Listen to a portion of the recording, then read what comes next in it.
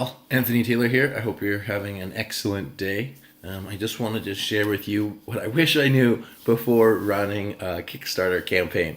So, as you know, I'm running this campaign to get my book launched. What I wish I knew before starting my first business. It's been a very interesting process. I think I'm something like 17 days in now, with about 9 days left. It's definitely been a rewarding process. I got a lot of support there. Just under $1,000 of support, trying to get $3,500 to get everything up and launched. So still lots of time left, and so I'm just sort of waiting. But I thought that I would share, in keeping with the book and the Kickstarter campaign, which you can support if you click the link below, my learnings on the process. So this is certainly going to be a bit longer video than some of the other updates that I've shared. And just what I've learned sort of running in parallel with running a business, because running a Kickstarter campaign is like starting a brand new business and putting your efforts right into it. I remember talking to a friend. I helped him with an event that he had for his birthday, and he was trying to raise $30,000. And he said, with the amount of time that I actually put into this fundraiser, I could have made the money outside faster.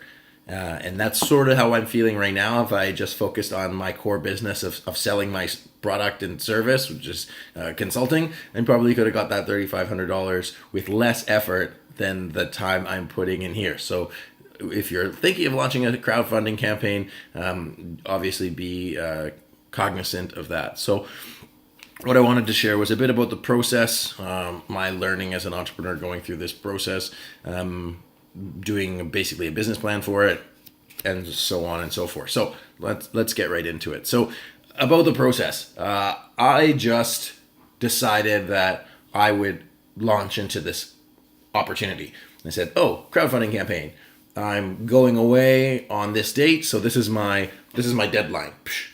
And I built a loose project plan saying, "Okay, well, here's what I'm going to do: get it up, going, and then go." And I have no problem with that, because it wasn't like I was building a rocket ship, where this wasn't the critical component of writing a book. And the objective was to see if people wanted to get the book in the first place. So to be fair, the objective has been achieved, and even if I haven't necessarily made my money, and I definitely actually learned more about that, but I'll get into that. So looking at the business plan, first thing I sort of wish that I had, or wish that I knew, I wish I had more slack. Because I have my firm end date of when I'm going away, I had, that was my end date. And had I had more time, I probably would have given myself another 2 or 3 weeks on either side to build out the plan. Because I started basically on July 1st. It took 4 days to get the site up and running, 4 or 5 days to get the site up and running, because there's a 2-3 day approval process on Kickstarter. And I actually had to restart the campaign after it got accepted, because the date was wrong, or the time was wrong, not the date. So I had to update that. So that was challenging. Allocating adequate resources, which is appropriate for all businesses. So if you're going to launch any sort of campaign or launch your business, make sure you have enough resources to do it. In this case, time would have been the resource that I would have liked. I don't need more people, and I don't need more money. But if you're trying to do something on a shoestring budget, understand that you may get shoestring results. And if it costs $2,000 to run, and you're trying to do it on $1,500, you may just fail by nature of not having enough money. I was able to have some money that I spent on marketing, which was part of my plan. I did some stuff on Fiverr to get it out there, but I haven't achieved the virality that I wanted. So on that note, so another thing to look at is the marketing and selling and the competitive environment of your campaign or of your business, because there are other people selling products out there. There's a lot of other people that have great Kickstarter campaigns that kick my ass, really. There's a guy who came out with a speaker that's like made of metal, and he's trying to raise $100,000 and made $26,000 in like 3 days. I have another friend who is launching basically an ADHD website / training program, which I think is excellent and a very noble cause. Also raised more money faster than I did, with a bigger goal, to be fair. And then you have all of the other people that are saying, "Hey, why should I spend money with you?" So understanding your competition, understanding what you're putting out there, and then marketing and selling. If I would have done it over again, I would have done a better job building the materials. And again, that would have come in if I had more time. I would have spent more time on videos. I would have spent more time on graphic design. I would have spent more time on making everything shiny and nice instead of just getting it out rough the first time, which again, there's two different approaches to it, but that's what I would have done in the back end. Market research. I wish I had more time to look at other Kickstarter campaigns and see how they built out their offers. I built offers based on what I thought that would be valuable to my audience, and I changed it a little bit. But I wish I had spent more time doing market research in that side of things. What I really should have started with were the benefits of doing this. Because I just did it, it gave me a lot of things that I wanted. I learned so much. I did my market research by talking to people and saying, hey, what do you think about this? What do you think about the book? Do you like this picture? Do you like this heading? And it's given me a lot of material to work with for when I actually launch the book. And it's given me a marketing strategy for when I'm ready to fully launch the book. And I'm going to change the cover. I'm going to change the title. I'm going to... Hell, I actually have a different book that somebody suggested that I write that would be more in line with my core audience. So that was super helpful.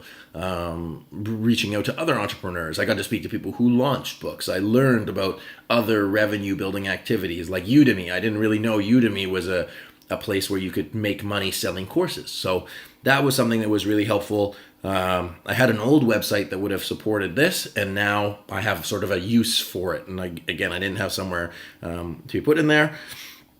And the last one is just there's sort of overlapping benefits. By being pushed in this way, I was able to go to the gym and take more, learn more things there, and then creating another entire other business just through the process of going through this Kickstarter campaign and learning. And the last one is inputs. It's really a numbers game.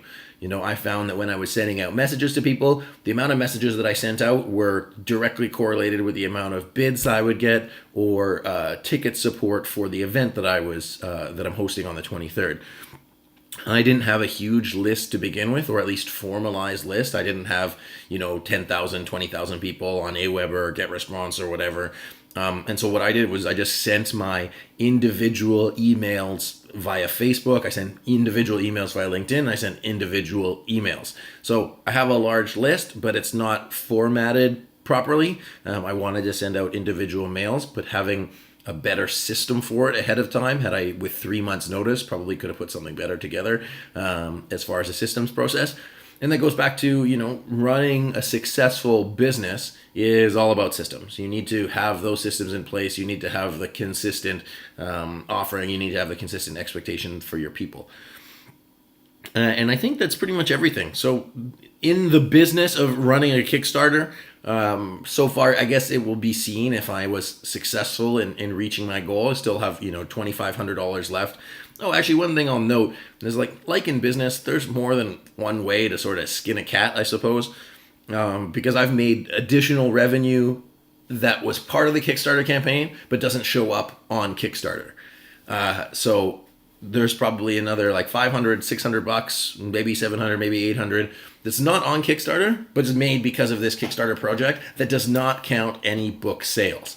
So that was definitely an interesting learning experience, is that you put something out there and it'll turn into something else. So which is really what your business will be if you're a new entrepreneur.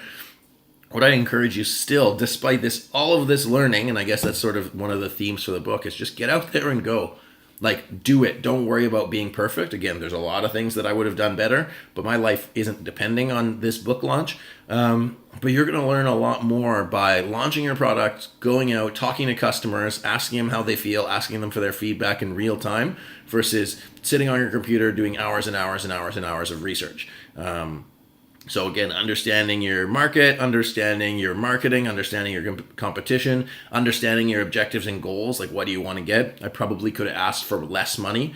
I also probably could have used a different crowdfunding platform. I made my decision saying, Kickstarter all or nothing, and I thought it would make people feel more comfortable with supporting. And I've had a few big bids that I don't think I would have gotten otherwise. That said, if my objective was to pre-sell the book, then probably that partial transaction cost would have been a better model. I still have the list, so at the end of the day, no matter what my funding goal is, if I have 20, 30, 40, 50 people or more, or whatever it is, that want to buy the book, then I can write the book and still sell it to them. So that money will still come in.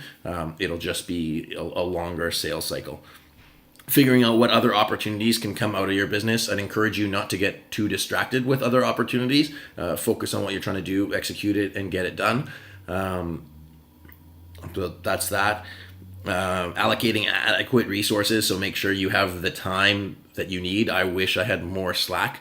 And then the process. I mean, the process of the process. That's the learning part, and that's the fun part. I figure you fail quickly. Some people don't agree, but so that's what I wish I knew before launching a Kickstarter campaign and the business of running a Kickstarter campaign. So I hope this was helpful. I hope this has saved you some time and energy in your process, or if you're looking at doing a Kickstarter or crowdfunding campaign, I hope this was helpful.